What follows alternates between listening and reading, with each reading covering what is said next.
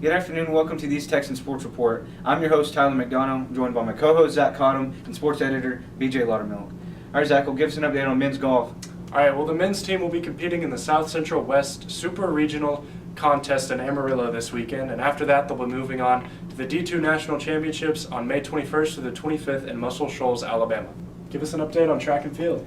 Well, the number 3 ranked men's track and field team will be competing this weekend at the Lone Star Conference Championship in Angelo State, where right after that they will hopefully be invited to the national championship. The number 19th ranked women's track and field team will also be in Angelo this weekend competing at the Lone Star Conference Championship, where they will look to do the same as the men and advance to the national championship.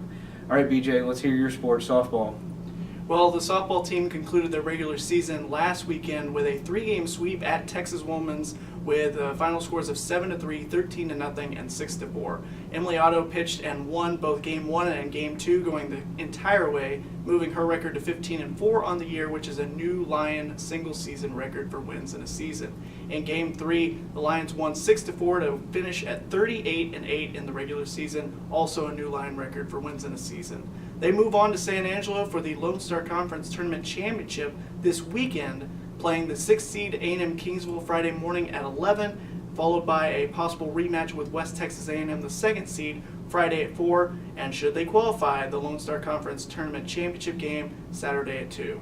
We hope to see a lot more of the Lions softball team, and you as well being the play-by-play announcer. So they're nationally ranked, and we'll definitely see them in the postseason. Yeah, number 13 in the country, number 4 in the region. All right, Zach, well, how's intramurals doing? Well, sand volleyball concluded this past week, where Alpha Phi won the women's sand, Sigma Chi won the men's, and last week there was also the spikeball competition, where How I Set Your Mother won the co-rec. Clever name. Yeah, exactly. Very good name. The Spike Girls won the women's competition, and then Yam Cam won the men's competition. This week, 4v4 flag football tournament started and will conclude this Friday.